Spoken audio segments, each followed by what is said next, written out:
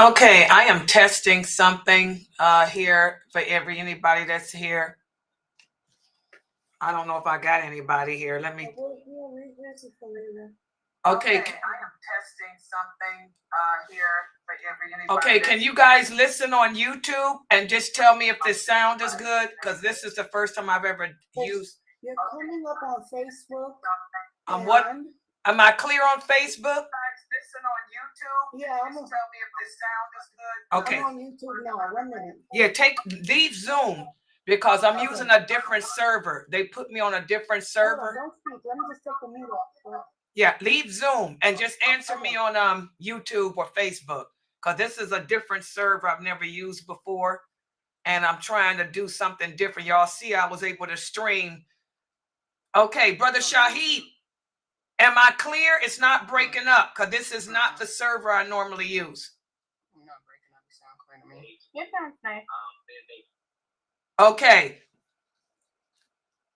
I already shared you on both the Sunnah followers and the new Muslim group. Okay, I did it too. Did y'all see it? I haven't even slept. I was up all night dealing with these people. Mark Zuckerman himself called me the big boss dude. And we figured it out. I'm the only one that can do this too. He said he's only allowing me to do this because he knows my brother. Okay, I didn't get banned. So did y'all see me share it? Did y'all see did y'all see me make the post, the pre-thing? Did y'all see that? That was in the other group. For everybody listening, make sure y'all join the Sunnah followers page because the Sunnah followers page may allow me to pre-make this. I also got tonight's class preset. And it allowed me to post on the different pages without me getting banned like I did yesterday. Let me check. Yeah, I've seen it. Okay, so I don't need y'all to share now, but I'm going to keep access with y'all in case it happens again because I told them I needed to do it so I can depend on myself. Yeah, I was looking at the Facebook options earlier, and it did show you if you had like a post that you would like to continually have going for the day or whatnot at a specific time, if you wanted to set that up. So I don't know. Later on, I'm gonna look into it more because there are things that you can do to have in place. I mean, you probably know already. Yeah, that's what I did. That's what I haven't even slept. I did that. I set this up last night. Today's classes, he told me to set them up like this in advance, which is what other people do too. And that way he said the program that he uses won't ban me because he said he has he said he's got a lot of lawsuits and he's dealing with spam, pornography. So he had to set a limit on how many times a person can post. And that's a program that he uses that catches the people for spamming and stuff. Okay. And so he said for me to help me, because he knows my brother and he knows I ain't no terrorist. Thank God that my brother sells them daggone BMW motorcycles. But anyway, he set me up, whereas he showed me how to do it where I can pre-schedule like other people do who have these type of pages. And then he said that way when I go to share, since I'm in all these groups, it won't ban me as a spammer or think I'm a porno or any of that, because he said he's got so many lawsuits against him. It's ridiculous. Yeah. So I did it. It worked. Let me check something, guys. I want to see how it looks. He said it. Let me look on my phone. So I did it. I mean, I haven't even had no sleep. Y'all know me. I'm a perfectionist too. And when I can't figure out, I end up calling him directly. And he finally took my call. But he's in California, a different time zone. But I was up all night with him. He walked me through this. He's a nice guy. He really is. That's good. Got a nice wife too. Okay, let's see. So this is, I see in the group. Yeah, there we are. Oh, and it joined on its own. Okay, good. That's what he told me. He done changed his I don't have to log in there and set up all that other crap. He said once I go on my streaming program, it'll start instantly. And it did. Okay, that's the Sunnah followers page. Now, And he told me to Does it log. say streaming live? Of course, yeah. I'm streaming Okay, live. that's what I got. It says Okay, streaming and live. then I did what he said. I'm logged in with this account. Yeah, that's another problem I had too. Yesterday, I was using my Layla Nashiba account.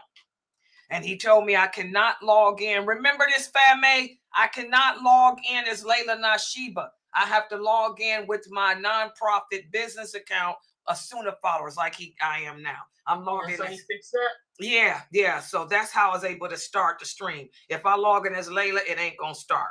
I got to be logged in as Sunna followers, okay? And let's see my little groups. New Muslims. Oh yeah, see, I posted it, and so you got we got two. Let me take one of them all. Good job, Norto.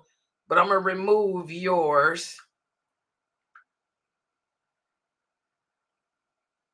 Okay. Oh, good, it worked. Okay, then I'm at my other group. Oh, I didn't put them in there. I can share to them too. Let me see. This one. Oh, good. I'm on IRM. Okay, good job. Okay, I'm even in the polygamy group. The polygamies, Assalamu alaikum. We're here today. I'm in there too. Okay, I see. And it wasn't so hard to do. I just had to log in as Sona followers, my business page. He said he owns Facebook and he owns Instagram. And this other thing he told me to check out. It's like Facebook. He owns that too. It's called Linked or so. I don't know what it's called, but I got to check that out. He told me to get an account on that. But he owns all three of them. And he's connected with YouTube. Okay, I need to share here. Okay, all right, let me try this. Okay, how do I do it? The one group I'm not in, I'm getting ready to share y'all now. Hold on. Using my phone. There I am. Where's the groups? Oh, this is good. I worked hard, y'all, to get this together. I'm telling y'all. I didn't get no sleep. There, see? It worked. I'm happy now. Oh, Allah help me. Y'all don't know how stressed out I've been. I ain't had no sleep. My nerves is bad. My nerves is so bad, my granddaughter then came over here. Jayla got worried about me because she knows I was just stressed out. I got to take a breather, guys. Give me a minute.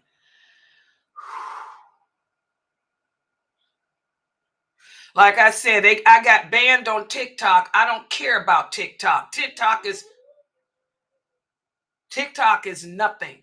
But Facebook and YouTube and Instagram, that's what we need. And thank God, my brother sells motorcycles to the owner of Facebook. Oh, all right, I'm not banned. Mom, I'm not banned. Okay, I'm good. Thanks to Ibrahim. All right. Okay. All right, guys, let me get started. My granddaughter been over here all day because she said that she could tell I was stressed out. Everybody knows me. I ain't had no sleep. I got bags under my eyes. Okay, give me 1 second here, people. All right. Wait a minute. Okay. All right. Okay. All right, guys, let's get started. I'm ready. Okay, give me a minute. Do I look all right? I ain't had no sleep. Oh. What's wrong, Jayla? Nothing. Yeah, I'm getting ready to do my... Huh? Yeah, I told you they banned me. Yeah, I got banned from TikTok. What does it say?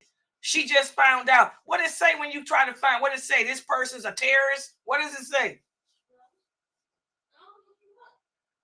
It just... Oh, you gonna do what? Oh, yeah, well, long as I ain't banned off of Facebook and Instagram, I don't care about no TikTok. That's what y'all kids use. Yeah, but my Uncle Ibrahim knows the dude that owns Facebook. So I'm cool. He took care of it. All right, let's get started. All right, okay. Let me get serious. Oh, hold on. Dr. Asim, I'm sorry. Hold on, guys. Telegram. Oh, wait a minute. So this server, I'm using a different server. I'm using a server from out of, this one ain't in Sweden. This is a different country. The sound is good. I kind of like to stream on here. It's pretty cool. All right, let's put this background up. All right, hold on. Oh man, I was a nervous wreck. I ain't had no sleep. I'm so tired. This website is just so stressful for me. It really is. Oh, let's put this up here. I've set this one up. Okay, and then this is the class. Yeah, you can see me on the big screen TV too, Jayla. Put it on channel Sooner followers. Yeah, there I am. I'm on TV. Okay, hold on. Yeah, she's still tripping about me being banned on TikTok. She said, I can't believe it. They got you banned on TikTok. Yeah, I told you. Yeah, what do you mean it's not funny? Is it a big... Well, you know, I don't use it. I can't do nothing with my website with it. They banned me. You know, the people got me banned. The Muslims got me banned, believe it or not. They didn't want to hear the truth about Islam. So they banned my account and told me not to ever even think about making one. I don't care. As long as it ain't my this what I'm using here, I don't care about no TikTok. All right. Okay. I look all right on TV? Jayla? Tell the little kids, tell the little boys to watch me on TV. Call the little boys. Where they at? Oh, well, they need to watch me on TV. Okay, I'm going to get started. 3, 2, 1. Inna alhamdulillah, wa salat, wa salamallah, wa rasulallah. Welcome to our first class for today. This is our Aqidah class. And by the way, I just got a text message from Dr. Ali. Dr. Ali is doing a special lecture, he said, a Quran Tafsir class tonight at 9 p.m. my time. What I'm going to do, guys, is stream him. He's doing Quran Tafsir. And a lot of you have been asking for Quran Tafsir classes. So inshallah at 9, this is a change to the schedule. Remind me to go back, y'all, on Facebook and do what Zuckerman said. Change that all around too. But it's going to be a Quran Tafsir class at 9. Okay, let me let him know. Inshallah, I will stream. Wait a minute. I tell y'all, this website, it's always it's a business. Okay, I will stream. Okay, so that's going to be at 9. And I'll do the Hadith class afterwards, inshallah. So I'll do my Hadith class because I do want to finish those Hadiths. So we can start my next series, which is Enjoying the Good. So we'll have Dr. Ali's class at 9. He'll be doing a Quran Tafsir class, which you guys have been asking for. And also then after his class, I'll do my Hadith class so we can finish that book and begin the series that you guys have been asking me to teach on Enjoying the Good and Forbidding the Evil. Okay? All right, so let's get started. With this class, we've been speaking about the importance of self-reflection. The importance of self-reflection. And by the way, this is chapter 5, right, Mina? I got the right chapter. Yeah, it's chapter 6. Okay, let me change that because that's what I thought. I said, why is this saying 5? This is chapter 6. I gave you guys the review of 5. In fact, today it's pages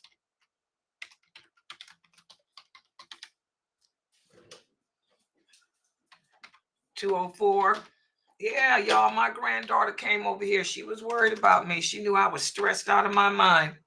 Yeah, my cousin is here on LinkedIn. Yeah, you got to meet her when you come to America. She's my granddaughter. Yeah, she saw me on TV yesterday and said she could tell I was stressed by looking at my face and my, I get like this. Yeah. I was out of it. All right, but anyway, I'm better. But alhamdulillah, today we're going to be covering pages 204 through 206. This is chapter 6. We spent chapter 5 speaking about the importance of self-reflection. Self-reflection. Because without self-reflection, we're unable to change the condition of ourselves to that which is pleasing to Allah. Without self-reflection, we're unable to keep the light within our heart ignited. But the problem is this, as we spoke about in our review yesterday, without the proper knowledge and without the proper understanding of Islam, you're not going to know what to change about yourself. You're not going to know what is pleasing to Allah. You're not going to know how to conform your desires, to that which is pleasing to Allah. So this chapter 6, focuses on the importance of seeking authentic knowledge and understanding of this religion. And this is where the Muslims today have fallen short. Most of us do not have the proper knowledge or the proper understanding of the deen. And hold on, people are texting me now for the link. Okay, I got a lot of new people coming in. My new shahadas are here, alhamdulillah. People in Twitch. Okay, I'm gonna send this person a link because this is one of my new shahadas, and I want this person to. We have to get more computer savvy too, as Muslims.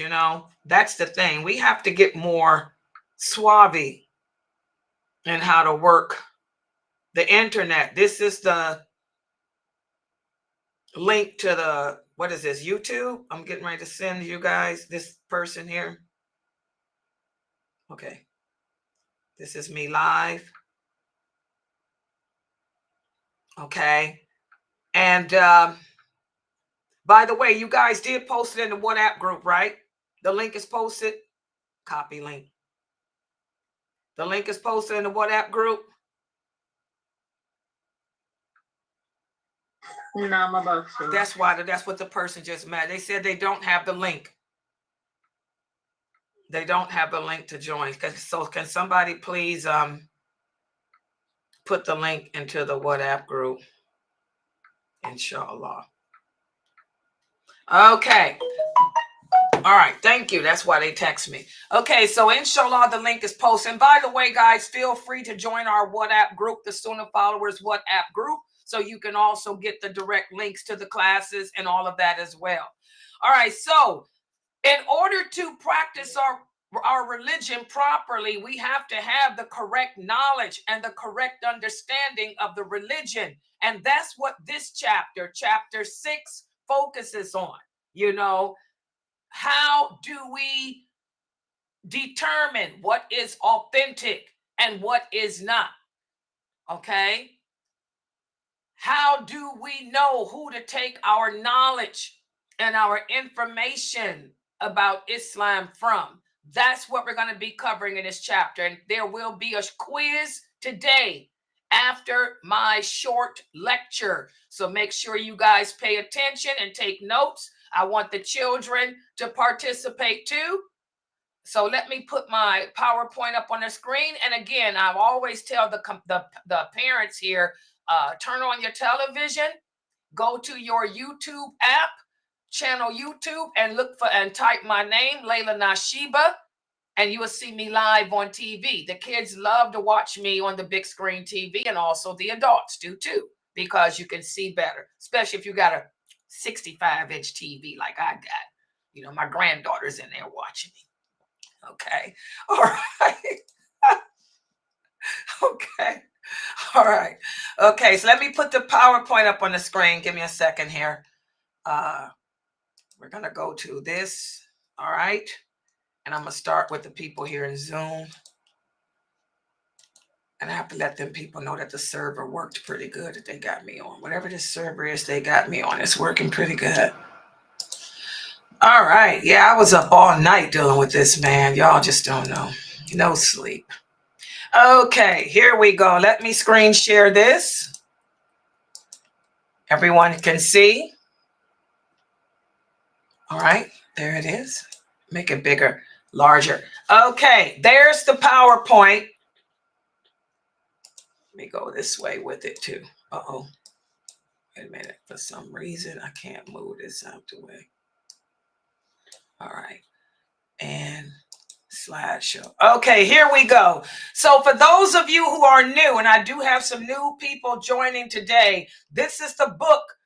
This is the book that we're studying from, Diluting Al-Wala WalBara. This is part of the Unveiled trilogy, dealing with the correct belief series. The book is written by Sheikh Karim Abu Zaid, this whole trilogy. And there's a picture of him. You have, everyone should know who they're taking their knowledge of Islam from. That's Sheikh Karim Abu Zaid, pretty famous brother. May Allah bless him. And then there's yours truly. Okay, and today we're going to be covering pages 204 through 206. We're going to speak about how important it is to implement Wala WalBara even when seeking religious knowledge. And again, Wala refers to allegiance. When we declare La ilaha illallah Muhammadur Rasulullah, we are declaring that our allegiance is to Allah. Our allegiance is to the Prophet Muhammad sallallahu alaihi wasallam. Our allegiance is to the religion of Islam, and our allegiance is to the Muslims. A lot of people right now were asking about this Mother's Day, celebrating Mother's Day. What's wrong with Mother's Day?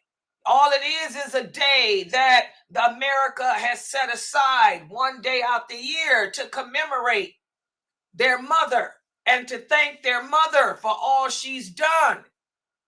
How is this, people say, Sister Layla, how is this a violation of any Islamic beliefs when Allah speaks about reverencing the womb that bore you? Well, this is not a matter. Celebrating Mother's Day is not a matter or a question of lawful or unlawful. I'm not going to tell you it's haram to praise your mother and commemorate her and show gratitude towards her. So not everything that we encounter in life falls in the lawful and the unlawful categories, but it falls in the other part of that shahada. This is Wala WalBara, allegiance. Where's your allegiance as a Muslim? Our allegiance is to the religion of Islam. What does Islam say about a Mother's Day? Islam, Allah teaches us that every day is Mother's Day. Allah teaches us to commemorate our mother every day of the year, to always lower our wing to her, to always respect her, to always be kind to her. Whereas the non-Muslims, they take one day out the year for that. We Muslims do this every day. So, celebrating the non-Muslims' Mother Day, this is something that contradicts the morality of Islam. So I'm not going to take part in that. I'm going to do Al-Bara. I'm going to distance myself from that. Because Al-Wala is to Allah. Al-Wala is to the religion of Islam. Al-Wala is not to non-Muslim customs. And people have to understand that, as we talked about, Islam is not just a religion. It is a culture. It is a way of life. This is our culture. My culture is Islam. Anything that comes between what my Lord says to do, I'm distancing myself from it. Anything that's not a part of my culture, I'm distancing myself from. You non-Muslims do it once a year. We do it every day of the year. So, Al-Bara, y'all understand? And that's the answer I had to give to a lot of you. It's not a matter of lawful and unlawful. It's a matter of allegiance. Just like the flag issue. You guys asked me about wearing the flags of Palestine. Okay? It's another issue of Al-Wala WalBara. Where's my allegiance? Is my allegiance to just the people, the Muslims in Gaza? The Muslims in Palestine? Or is my allegiance to all the Muslims in the world who are suffering? And Gaza's not the only place. The Muslims are being genocided all up and down Africa. And it's been going on for decades. It ain't new there. They've been killing them, blowing up their towns. They're living in bomas. They don't even have a tent to live in. They're living in bomas. So is my allegiance just to Palestine? So that's where that flag comes in. No, the flag of Islam is La ilaha illallah Muhammadur Rasulullah, which includes Al-Wala WalBara. Y'all get it? We don't favor no one group of Muslims over another. I heard somebody today in another TikTok video. That's why I don't care about TikTok banning me. I heard another famous Muslim brother, very famous, from out of Texas. I heard him do a short of one of his speeches. He was saying, oh, yes, we know that the Muslims are suffering in Africa and our hearts do go out to them. But I have to say, you know, my heart is more with Gaza. What type of statement is that for a Muslim to say? Would the Prophet Muhammad have said that? Would he have said, I know that the Muslims in Mecca are suffering, but my heart goes out to the Muslims in Abyssinia? No, that's not how our Prophet sallallahu alaihi wasallam spoke. Again, our allegiance is to all Muslims in the world, not just one part. We don't show disparate treatment. Islam is a religion of balance. Islam is a religion of justice. Islam is not a religion of tribalism. Islam is not a religion of imbalance. Islam is not a religion of favoring one group of people over another, being more concerned with the plights of one group over another. No, your heart should go out to every Muslim on this planet who's going through the hardships that Allah has sent as a wake-up call to us. Everybody get it? So everything that we do in life entails implementing Wala WalBara.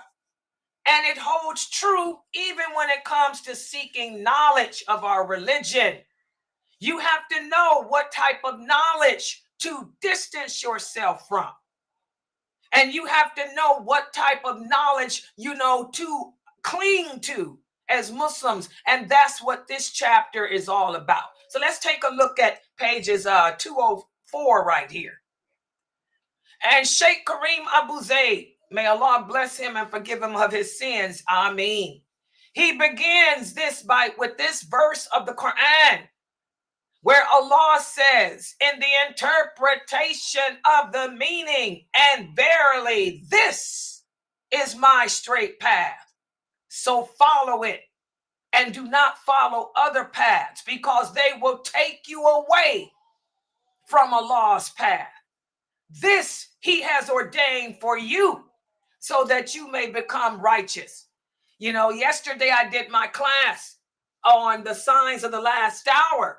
And one of the things I emphasize to you guys is that for every sign or every ayah or every indicator that Allah sends, he always tells why he sends it, and he tells us what to do. Perhaps what's happening in the world, this war, the war in Gaza, the war in all the African countries, the war in the Asian countries, all of this is happening. Why? Because we separated away from the straight path. Whenever we deviate away from the straight path to Allah, Allah tells us there will always be consequences. There'll always be consequences. Remember, everything that happens in this world including the bad, happens because Allah willed it. And Allah is not unjust. He sends it for a reason. Allah is the one who sent this war.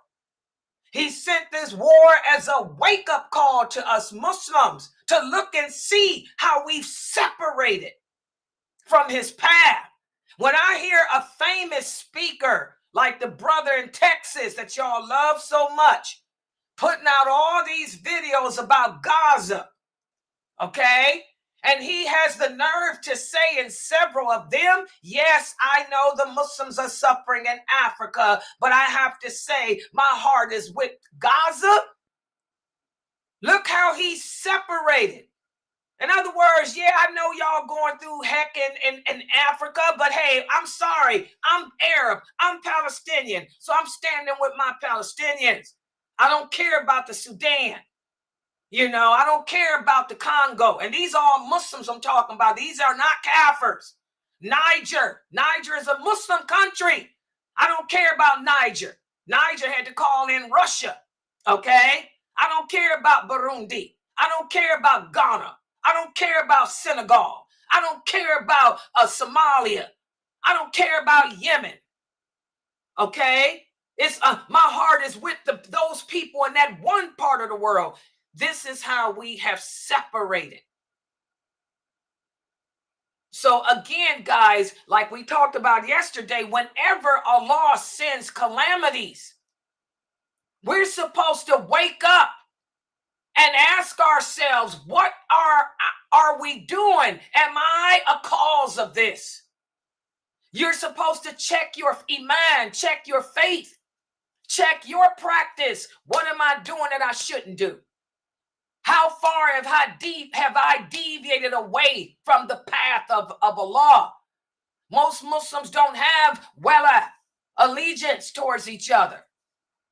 And until we get that allegiance together, we'll never be righteous. You will never be a righteous, good Muslim until you love all your brothers and sisters in this world and be concerned for all of them, regardless of their race, their color, their tribe, their language. Until we do, we'll never be a part of the straight path, and there'll be consequences. So we have to apply Al-Wala WalBara, allegiance and disassociation, when it comes to evaluating all religious information, all teachings that these speakers put out. Because without evaluating what they're saying, you end up, being pulled away from the straight path. And this brother is very, very famous. He has more followers than anybody. He makes more money. He makes the same amount of money that Will Smith makes. That's how much money he makes off his YouTube channel. He makes $23 million a year off of YouTube alone. That's what Will Smith makes. And look at all the people listening to this brother and thinking he's a scholar of this religion. This brother ate in the White House with Obama. This the same brother that was telling people to go out and participate in elections and vote for Obama. But he makes the statement over and over. Yes, I feel bad for all the Muslims and I care about all the Muslims and their suffering, but I'm sorry, my heart is with Gaza. I'm more concerned with the Muslims in Gaza. So we have to critically assess the sources that we take our information from, and the speakers too. And we have to listen to them and see if what they're saying is compatible with the Quran. Like I'm giving you this example here. Is what they're saying compatible with the hadiths? Did the Prophet Muhammad ever say that our concern should be Gaza and Gaza alone? Gaza's been going through this even in his time. Even in the time of the Prophet. This stuff in Gaza's been going on since before Moses, alayhi salam. This is the will of Allah. And Allah said what's happening in Gaza is not going to stop. It's not going to stop until Jesus comes. That's what Allah said. This stuff's been going on since Prophet Solomon, alayhi salam. Okay? But did the prophet say he's only concerned with that one part of the world? In fact, he said the fitna of this nation, I repeat, the fitna of this nation, I repeat again, all the fitna of this nation will come from that direction. It will come from Syria, Gaza, that Jerusalem, that direction of the world. So now that hadith is authentic, it's Sahih Muslim. The prophet already said that that part of the world will always be in fitna. There will always be calamities. There will always be tribulations. In fact, all the tribulations that impact us are going to begin there and spread to the rest of the world. So this ain't nothing new. This ain't nothing unexpected. But the Muslims' reaction today is what's new. The Muslims' reaction today is what's unexpected. The speakers of today are not like the companions. The men and women of today don't have that wala, that allegiance to other Muslims that those companions had. Okay? So we have to critically assess the sources of information that we receive about this religion, the speakers of this religion, and weigh what they say against the Quran and the hadiths of the Prophet Muhammad and the understanding of the companions. That's the important part that a lot of Muslims forget about today. They'll say, weigh what the people say with the Quran, the Sunnah, and the scholars. Nope. I'm not going to say that. I'm going to say, weigh the information, the knowledge you receive about this religion against the Quran, the Hadith, and the companions. Because that's the traditional Islam. That's the correct understanding of this religion. Those original companions, not the four imams. May Allah bless them all. Not Ibn Taymiyyah. May Allah bless him too. And we love all of them. Not Sheikh Morsi. May Allah bless him and forgive him of his sins too. Not Layla Nashiba, not Kareem Abu Zayd. Everything has to be weighed against the understanding those companions had. Because Allah tells us that nobody understands this religion better than they did. As the Prophet Muhammad sallallahu alaihi wasallam said in Sahih Bukhari, he said, my nation will divide into over 73 groups, and all of them will be in the hellfire.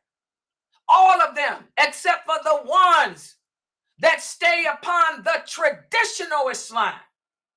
He said, and the traditional Islam is what I am upon, and what you, my companions, are upon, and what the first four leaders after you are upon. That's it. He didn't add the imams. He didn't add none of that other stuff.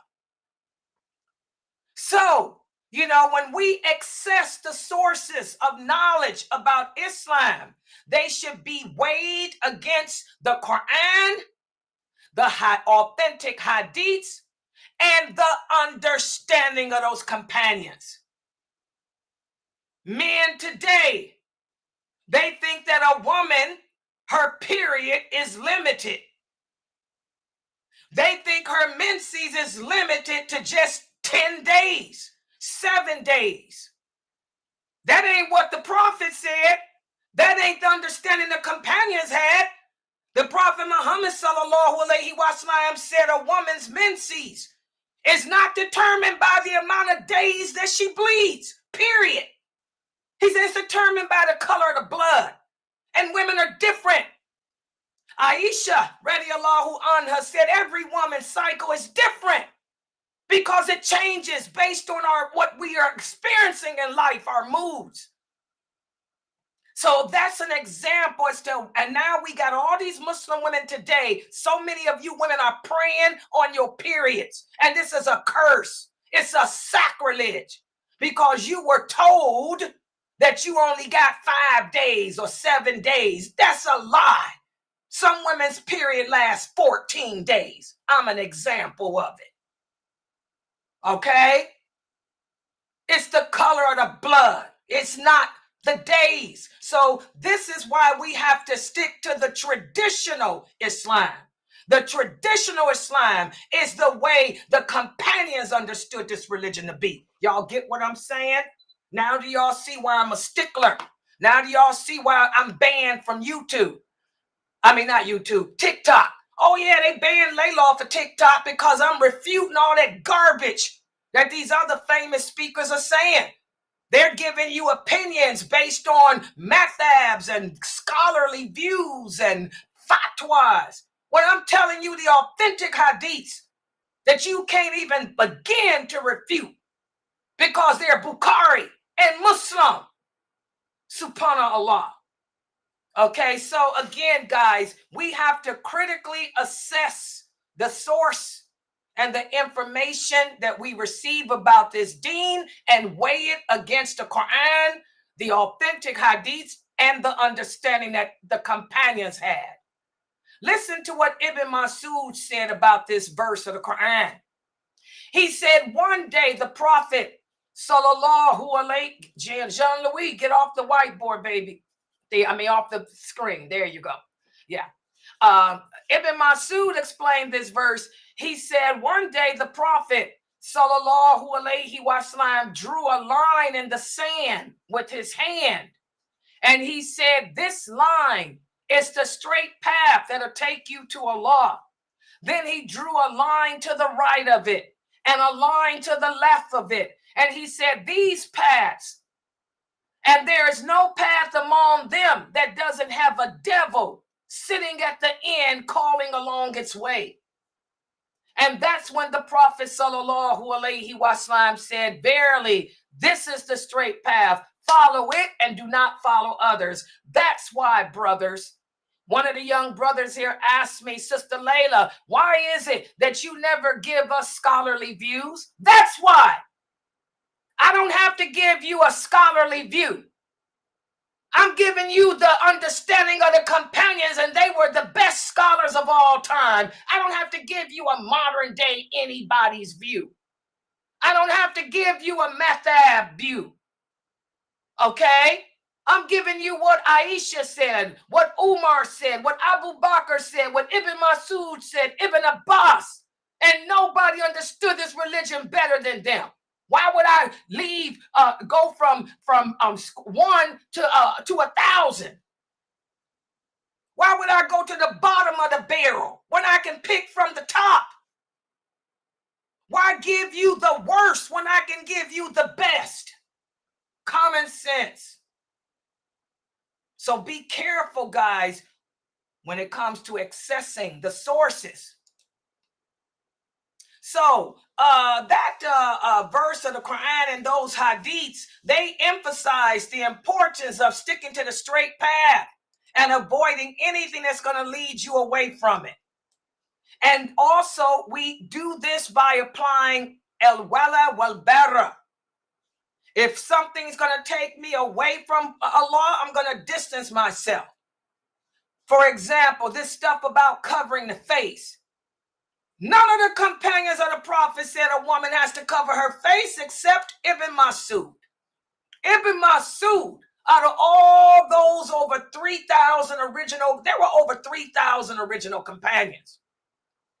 Of all those over 3,000 original companions, he was the only one who said the whole body of a woman, is aura, and she has to cover it.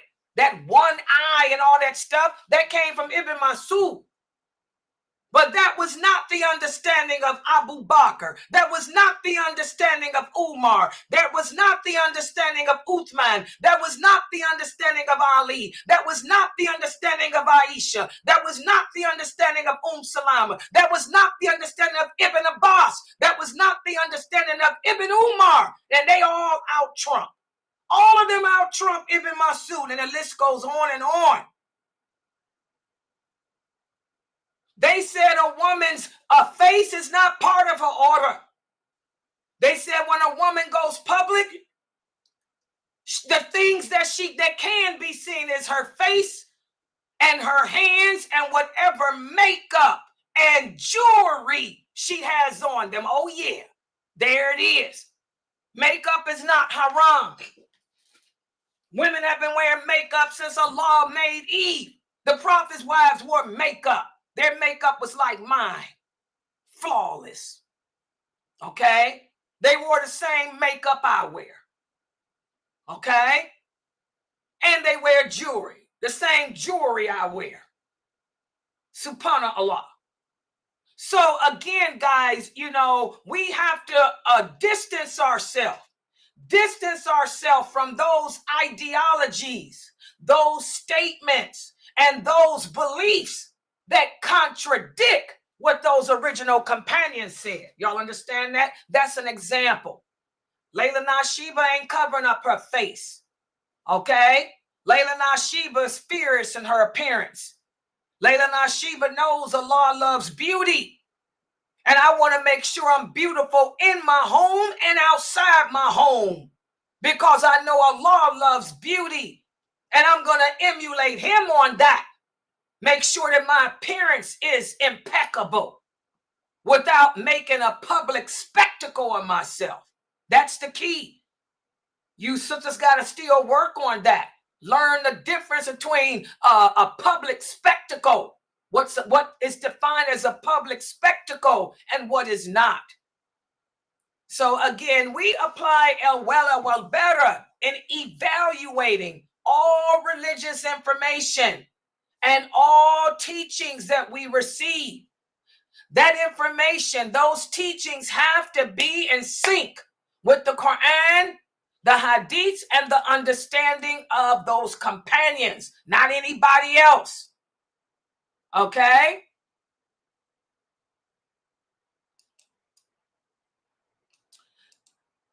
Also, when we access the information that we receive, a lot of people ask me, Sister Layla, when I listen to all these lecturers on YouTube, how do I know who I should or shouldn't listen to? Just listen. Is whatever he or she's saying, are they backing it up with hadiths? Are they telling you what the Prophet sallallahu alaihi wasallam said? And are they giving you examples from the companions to support whatever they're presenting to you? The way I do here at Sunnah Followers. When you guys ask me questions about the lawful and the unlawful, I give you the answer, either yay or nay. And after I give you the answer, if it's nay, I'm going to give you the clear evidence to support it. If it's not nay, it's yay, I'm going to give you examples from the companions to support it. Okay? That's how you differentiate who to take from. And if they're giving you examples from the companions that support what they're saying, and they're backing up what they're saying with the clear evidence, that's when you apply Al-Wala, the allegiance. That's how you know that this is a person I should learn from.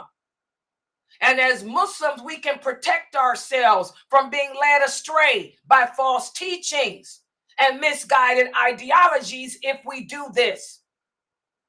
That brother I'm talking about who's down there in Texas, oh, he's a good speaker. Some of the stuff he says, he backs it up with Quran and Hadith. A lot of other stuff he says, he backs it up with philosophy. We're living in the days of the Mu'tazila, that Islamic theology. I keep telling you guys, there's more Sufism here in the West than anything else. You know, they want to back what they say up with theology. They'll use examples of non-Muslims. He does that. He'll use examples of non-Muslims, famous non-Muslims. I'm like, what is wrong with him? You know, so be careful, guys. You know, listen to what these people say. Okay? So evaluating religious information through the lens of Al-Wala WalBara, or allegiance and disassociation, this is how we maintain our strong connection with Allah. This is how we adhere to the authentic Islamic principles. And this is how we protect ourselves from misguidance. Also, pay attention to this hadith. Whereas the Prophet Sallallahu Alaihi Wasallam delivered an admonition to the companions that made their hearts fearful and their eyes cry. They said, "O Prophet of Allah, it's as if this is a farewell sermon. So advise us." He said, "I advise you to have fear of Allah, to be conscious of Him. And I advise that you listen and obey, even if a slave is made a ruler over you. And whoever lives long enough, you will live to see a lot of differences in this religion. So for you who live to see those differences, stick to my sunnah and stick to the sunnah of the rightly guided leaders after me. Hold on to them with your molar teeth and beware of the newly introduced matters, because every newly introduced matter is a mistake and an error." This hadith here, that hadith I was just quoting to you. What's the source? Bukhari and Muslim. And this hadith, the Prophet Sallallahu Alaihi Wasallam advises his companions to have fear and consciousness of Allah, and to listen and obey Allah, and listen and obey whatever good rulers are over them, even if that person was an ex-slave. As long as what that person is saying is based on the Quran, based on the authentic hadiths, with the understanding of him and his companions, then we accept. Because there's going to be a lot of differences and disagreements about this religion, like we have today. Here it is, 2024, and you got Muslims still arguing about whether or not a woman got to cover her face, when there's no verse that says she does. They don't know anything about the female companions. They don't even know that the Prophet's wives didn't walk around covering their faces either. SubhanAllah, burqa is not a dress of the Arabic women. Okay? Here it is, 2024, and Muslims are arguing about what a menses is, arguing about whether or not a woman can wear colors, whether or not a woman can teach, whether or not a woman is even human at all. SubhanAllah. So we're living the days of the fitan that the Prophet warned against, the days of difference, the days of disagreements. And what did the Prophet tell us to do? Stick to his sunnah, stick to what he said, stick to what he did, stick to what his companions said and did. That's why I ain't got to go no further. You will never hear Layla Nashiba giving you a fatwa from some scholar other than those original companions, because they covered everything. There's no question that you can ask me about Islam that our Prophet Sallallahu Alaihi Wasallam has not already addressed. It's just that you don't know what he addressed because you don't have the proper knowledge. Okay? So in summary, guys, when we evaluate religious information, we have to weigh it against the Quran and the Hadith and the understanding of the companions.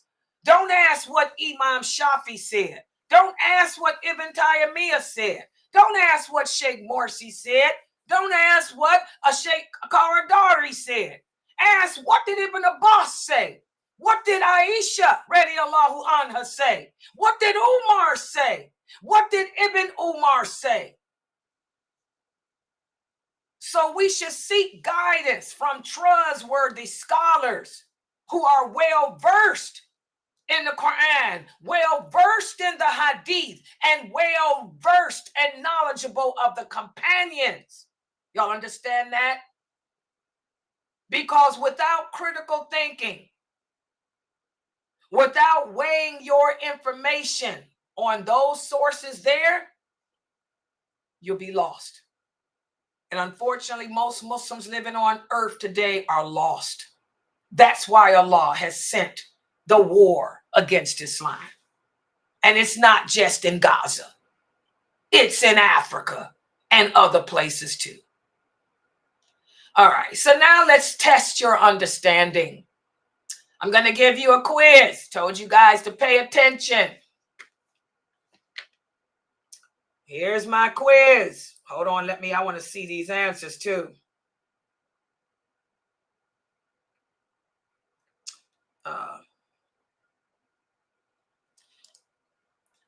Well, Fatma, you're in there, right? You're looking on YouTube and Facebook. I got you guys where y'all can see everything, right? On Facebook and YouTube, right? Yeah. Okay, good, because my phone is messed up. Okay, here's the first question. Allah says in the Quran, and by the way, these questions are from the day before yesterday. Told y'all to read up. Allah says in the Quran, and the interpretation of the meaning, and we sent not before you, O Muhammad, except men to whom we revealed the message. So ask the people of the message if you do not know. Y'all see why I waited for this quiz? Let's see if you guys are just memorizing or if you're understanding. The Prophet Muhammad said the difference between memorization, between knowledge and understanding is this. Knowledge is simply memorizing what you hear. Understanding is when you take what you hear, apply it to your heart, and it goes through your limbs. So we talked about this verse 2 days ago. Who are the people of the message whom Allah is mentioning here? Who can answer that? When Allah says, take only from the men to whom we reveal the message, who are the people of the message that he's referring to here?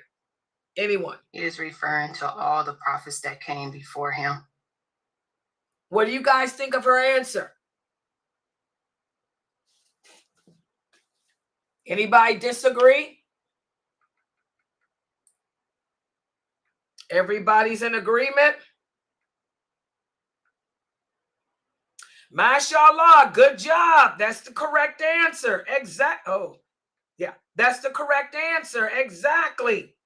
Wait a minute, I'm trying to log in so I can see, because I got to see these answers too. Oh, there I am. Okay, good job. Exactly. When Allah says, take only from the people to whom we reveal the message, he's talking about the prophets of Allah. All the prophets of Allah came with the same message. Can anybody remember what their message was? What was the message that every prophet came with? They came with to worship Allah and His oneness and to obey them. Exactly. Every prophet and messenger that Allah sent, they came with the same message, which was worship Allah alone and obey me and what I am commanding you to do as well. That was the message that every prophet came with. Okay? And every prophet was inspired by Allah. None of the prophets spoke from their desires. They all spoke when it comes to this religion. They were inspired by Allah. They were men.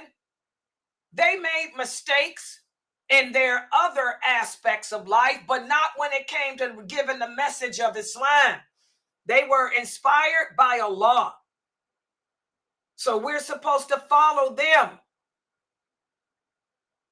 And that is the Prophet Muhammad sallallahu alaihi wasallam, because he completed the mission of all the prophets that came before him, and his book, the Quran, replaced every book that came before. That's why you Muslims should not be reading. And this is another big innovation, which is why Allah has sent the war. Too many of you Muslim brothers are in the Bible, learning the Bible. We have a high apostasy rate. I got Muslim kids that can tell you all about King James Bible, but they don't even know the pillars of the prayer. When the Bible was destroyed, the original Bible don't even exist. The prophet said, whatever you want to know about what was in the Bible, it's in the Quran. The Prophet Muhammad didn't give dawah by holding up a Bible and going through it like you brothers are doing with your street dawah. You better take that street dawah back to the gutter that you came out of with, because that's not Islam. You brothers are innovators. You brothers have done a horrific thing. Too many of our Muslim youth are studying the Bible and apostating as a result because of you brothers who are famous who do this. Shame on you. Okay, let's look at the next question. Good job, Mina. What role do the scholars play regarding implementation of Al-Wala WalBara when it comes to seeking knowledge? Y'all understand the question? What is the role of the scholar? When you're looking for the correct knowledge or correct understanding of Islam, what role do the scholars play in implementing Al-Wala WalBara, in implementing allegiance and disassociation? What's the role of the scholar? Who can answer that? Their role is to implement what our prophets, Lord Sallallahu, what Allah taught the prophets. They are to do the same. So what the prophets knew, it comes right on down the line, and we learn from them, which takes us back to what Allah taught us to do through our prophets. Okay, what do y'all think of her answer? I agree. Anybody with a different answer? What role do the scholars play in implementing Al-Wala WalBara? What role do the scholars play in implementing allegiance and disassociation when it comes to knowledge? What is their job? What is the job of the scholars? I really don't like that answer. That answer really is not answering this question. Anybody else want to try it? What is the role of the scholar? In other words, since Islam is based on the Quran, and since Islam is based on what is in the authentic hadiths, what's the role of the scholar? It's a simple question. She didn't really answer it. Sister Sakina said they offer guidance and apply the teachings of Islam. Okay, that's one of the things. They offer guidance, but what kind of guidance? What does Al-Wala WalBara mean? Put Al-Wala WalBara in your answer. They provide clear guidance on the laws that were set by Allah. Okay, good job. And how do they do that clear guidance? What's their job? For example, you come to them with a hadith. What role does the scholar play regarding that hadith in the category of Al-Wala WalBara? I'm trying not to get an answer away. Come on. What's the role of the scholar? I would say their role is to know the hadith and the Quran to be able to give the correct answers and making sure they're clear to their Exactly. That's what I'm looking for. Islam is not based on scholarly views. Fatwa. We're going to talk about this. This is one of the signs of the last hour. One of the signs of the last hour is the people will issue Islamic verdicts. The so-called scholars will issue Islamic verdicts that go against what I said, that go against what Allah said. So what's the role of the true scholar? The scholar's role is to assure that whatever information you have is accurate. He's going to tell you what of that information you need to disassociate from and why. He's going to explain whether or not this information you have, is correct and you should apply it or not. So the scholars are the ones who are supposed to break the knowledge down for us. They're the ones that's supposed to make it understandable to us. Their job is to weigh it, to weigh whatever you come to them with against the Quran and the Hadith. And when they issue their Islamic verdicts, their verdicts should be based on the Quran and the Hadith, with the understanding of the companions, not the understanding of somebody else. That's the answer I'm looking for. Y'all understand? No, they don't enjoin the good. They don't forbid the evil. That's too brash of a statement.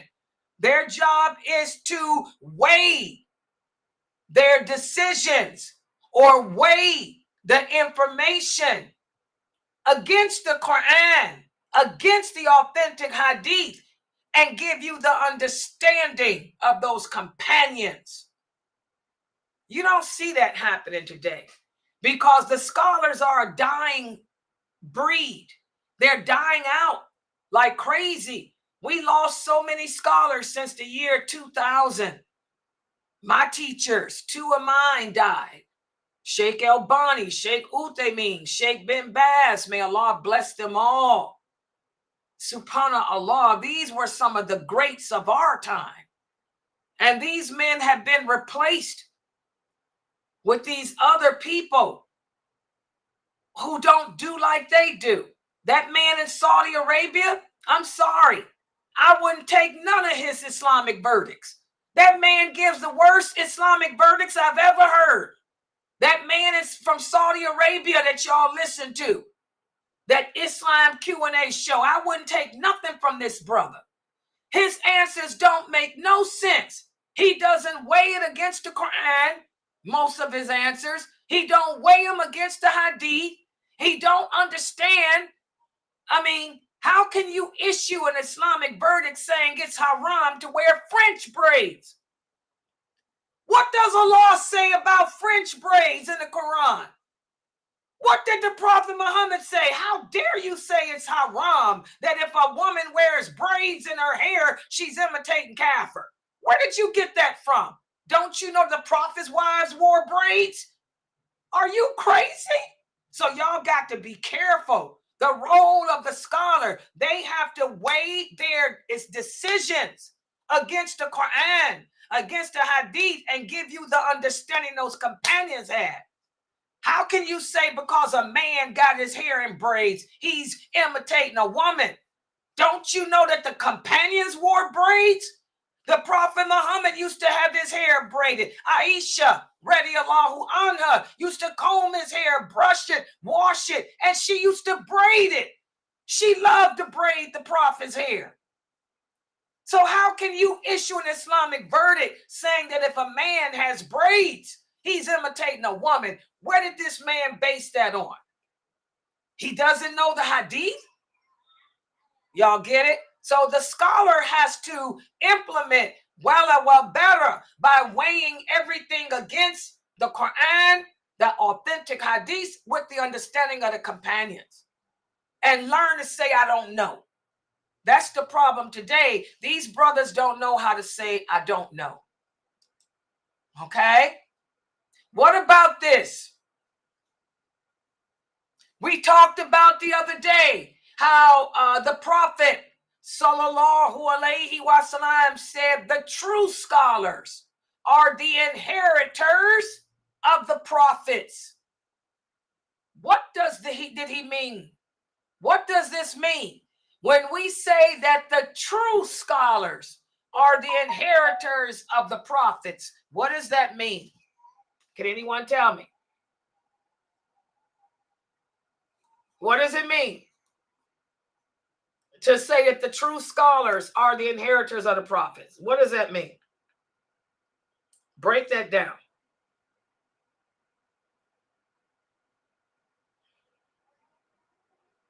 Come on, guys. This is easy.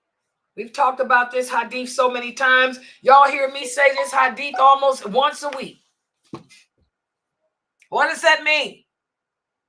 How can a scholar of today be an inheritor of the Prophet Muhammad? What is meant by this hadith? Can I try? Yeah. I want to basically say that means that to inherit it means that you're actually doing everything what the message is, whatever the Prophet Muhammad sallallahu alaihi wasallam said. So you're inherited everything that he said. You're basing it on that, kind of like what you just mentioned right now. When you're weighing it out, if I'm telling you something, I'm making sure that it's coming from what they said and had the understanding of, I mean, what the Prophet said and what the understanding of the companions. Is that okay? So right? what is it about what do the scholars inherit from the prophets? What do they inherit from them? Money or what? What do they inherit?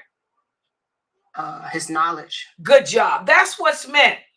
When the prophet says the true scholars are the inheritors of the prophets, that means that they are the ones that inherit that knowledge.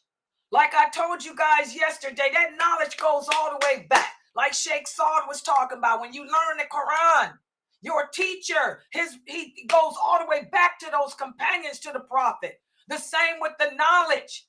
You know, you're learning from who's your teacher? My teacher learned from this person, who learned from that person, who learned from that person, who learned from Ibn Taymiyyah, who learned from that person, who learned from this Imam, who learned from that person, who learned from Al-Hasan al-Basri, who learned from Ibn Abbas, who heard it from the Prophet Muhammad.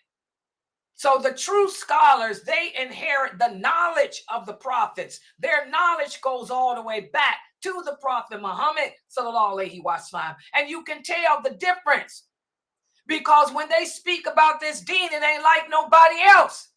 They are the ones that's always quoting the companions. They're the ones that's always quoting the prophet. They're not sitting up issuing fatwas saying this is haram because it's imitating a kafir. Who said that? Okay. So the scholars, the true ones, are the inheritors of the prophets. They inherit their knowledge, and with that knowledge comes a lot of responsibility. With that knowledge comes a lot of drama. Every prophet had his enemies. The Prophet Muhammad had enemies, guys. There were more people who disliked him than there were people who liked him. So that's a good sign. If you're a true scholar, do the people hate you? They get you banned off of TikTok? Does that bother me? No. I'm doing the good. I'm teaching the truth. They don't want the truth. Look at all them people making videos on TikTok. They ain't banned, but Layla is. That tells me something. We inherit. The people of knowledge inherit the problems, the drama, the fitin that comes with that position too, guys. Subhanallah. What about this? Oh, wait, the answer's on YouTube. Nadia says because they are conveying the same message that the prophets came upon. And Sakina said they leave behind their knowledge based on the Quran and information and examples of the prophet. And Sister Jamila said the true scholars have the knowledge from the Prophet Muhammad, understanding of the teaching of the Quran and Hadith. And then Fatima said they extend the information they give that they authored from the Prophet Muhammad. Exactly. MashaAllah. All of your answers were correct. MashaAllah. And for the last question, remember we spoke about the hadith that mentions the virtues of the true scholar compared to other people. You know, we talk all the time about how we're not of the same level. All of us are on different levels with the law. We're not the same. We're not equal, like the Christians believe. Well, this hadith talks about the virtues of the scholar, the true scholar, compared to just a person that prays or anyone else. In view of that hadith, why should we be careful what we say about the people of knowledge? This is something you young brothers need to pay attention to. Why should we be careful what we say about the people of knowledge? Why should we think twice before we come in a social stream trying to debate with people of knowledge? Why should we be careful putting comments in the threads to people of knowledge based on that hadith? Who can remember? Go ahead. I would say that the scholar holds a special place with Allah because Allah considers them to be friends, his friends. No, not that. Remember the hadith? This was my way of testing to see if y'all remember that hadith. Good answer. Because the angels make dua for them, even the fish in the sea make dua. That's what I'm looking for. Good job. I'm trying to teach y'all the meaning of these hadiths. Good job, Mina. I'm proud of you. What Geechee said was true too, but this is the hadith. I wanted to hear that hadith. Exactly. We have to be careful, you young brothers. Arguing, debating, slandering, calling people of knowledge kafir, calling people of knowledge innovators, deviators. Be careful, because you are just an ignorant person. You don't know the truth from falsehood. You ain't studied Islam from nobody. Nowadays, we got people that think they can teach themselves the religion because you read a book. You think you understand it. These people of knowledge, they learned from other people of knowledge who learned from other people of knowledge who learned from others. And if that person is a true scholar, the cockroaches make dua for them. When they walk the earth, the ants, the bees, the birds sing and make dua for them. Because they're giving you something that can't be bought. They're giving you something that was passed down from the Prophet himself. And that's true knowledge of Allah. True understanding of his deen. And you young brothers need to ponder that hadith and stop coming on social media attacking women and men that you don't know nothing about, who may be scholars of this deen, and you're just a peasant.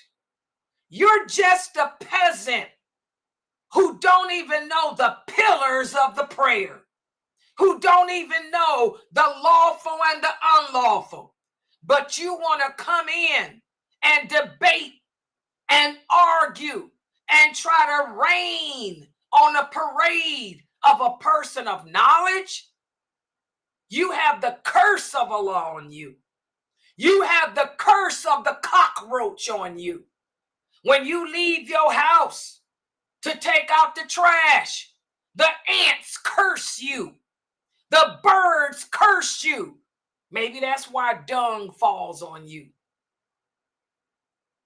Because you are attacking someone who is close to Allah. Y'all understand that? You brothers have got to be careful with this. Okay? So, mashallah, this is chapter 6. This is the first of 6 pages that we went over today. And I gave you the quiz to cover them all. Tomorrow, inshallah, we're going to continue with this chapter. I want y'all to read the next 2 pages. We'll be covering pages 206, I think, to 208. Pages 206 to 208. So please read those pages. This chapter is so important. You guys are always asking me about how to recognize what knowledge is authentic and isn't. Just listen to the speakers. Are they backing up what they say with Quran and Hadith and examples of the companions? Or are they quoting the 4 Imams? Or are they quoting modern day people? Or are they quoting anyone else other than those companions? To be honest, there's no need to quote anyone else. All right. Okay. Any questions or comments? Subhanakallahumma wa bihamdika ashhadu an la ilaha illa anta astaghfiruka wa atubu ilaik. Any questions or comments? Cut that down. Again, at 9 o'clock tonight, guys, Dr. Ali is going to be doing a Quran Tafsir class, and I'm going to stream it to everyone. So please make sure you guys are here at 9 p.m. Eastern Standard Time. And then my Hadith class will be after that, inshallah. Okay. Sister Layla, Yes, I go have ahead. a question. Yes, go ahead. You know, with the hadith, some people, they'll say, oh, that hadith is weak. How do I like distinguish between a strong hadith or a weak hadith? They'll be like, oh, that's a weak hadith. You know how you Yes. you try to go back and use the hadith as a dalil. They'll say, oh, how do you know this? Okay, well, since like I tell you guys all the time, all of you are too old to learn them hadiths. There's thousands and thousands and thousands and thousands and thousands and thousands of hadiths. Okay, you got to start learning them hadiths from the scholars at the age of 6. So what I tell my students is, and first of all, personal knowledge would never quote a weak hadith. In Islam, we don't deal with anything weak.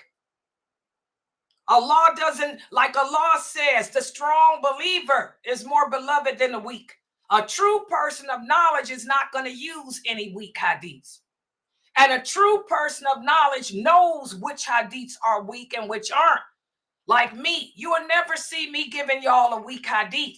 My hadiths I use are authentic. But since I've studied the hadith and I know them, I can do that. For you, I tell all my students, stick with Sahih Bukhari and Sahih Muslim, period. Because the hard work's been done. Every hadith in Bukhari and Muslim is authentic. 85% of the knowledge of Islam is in Sahih Bukhari alone. That's 85% of the knowledge of Islam. You can get the other 20% from Muslim. So that's what I tell all my students. If you're going to use a hadith, if it don't come from Bukhari or Muslim, leave it alone. Or ask the people of knowledge. Okay? 9 times out of 10, if a hadith is authentic, you will find it in Bukhari and Muslim. So that's what I tell y'all. Stay away from them other books. That's why I don't teach Tirmidhi here. That's why I don't teach Abu Dawood here. Because 65% of the hadiths in those other books are not authentic. And I don't know why a person of knowledge would teach from them anyway. The people of knowledge. The people of knowledge stick with only that which is authentic. So that's how you know. Just don't deal with no books but Bukhari and Muslim. Because none of you are scholars of hadith and y'all are too old to learn how to be one. Because it's about all that photographic memory. And you ain't got it and you're too old. Okay, so Bukhari and Muslim. Use the hadiths from Bukhari and Muslim and no other book. And by the way, Riyadh al-Salihin is not a source. The 40 hadiths of Imam Nawawi is not a source either. Okay, the sources are Bukhari and Muslim. Okay, stick with those 2 books. Everybody understand? Okay. Yes, and that hadith about paradise at the foot of a mama, you ain't gonna find it in Bukhari. You ain't gonna find it in Muslim. It ain't, because it's not authentic. That hadith is not authentic. That hadith about Allah dislikes divorce. Of all the things that Allah hates, He hates divorce. That you're not going to find that hadith in Bukhari. You're not going to find that hadith in Muslim because that hadith is a lie too. It's not authentic. Like I tell you, 9 times out of 10, if a hadith is authentic, you'll find it in one of those books. Okay? So just stay away from everything else. That way, remember, the Prophet Muhammad, sallallahu alaihi wasallam, taught us to stay away from that which is doubtful. Stay away from that which is doubtful. And that's how you never wear egg. That's something I was taught. as a dyer when I was young, when I was 10. Stay away. This is what Mukhtar's father taught me. Stay away from anything that's questionable. That way no one can ever make a fool out of you. That way no one can ever make you wear egg, Layla. I learned that from Mukhtar's father when I was 10. So don't deal with that which is questionable. Stick with Bukhari and Muslim. And Allah knows best. Any other questions?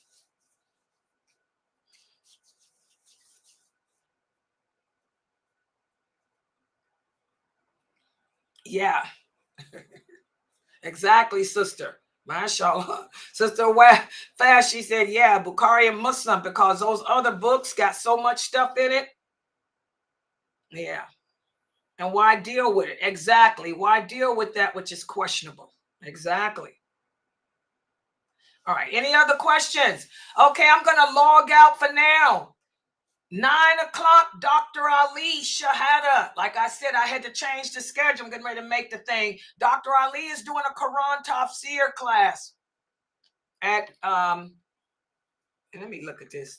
It is 9, right? Let me make sure I got the time right. Because he's in Tafsir. Yeah, 9 o'clock our time. Okay, so I'll be streaming Dr. Ali here at 9, inshallah, and I'll do my hadith class after his. All right, so subhanakallahumma wa bihamdika ashhadu an la ilaha illa anta astaghfiruka wa atubu ilayk.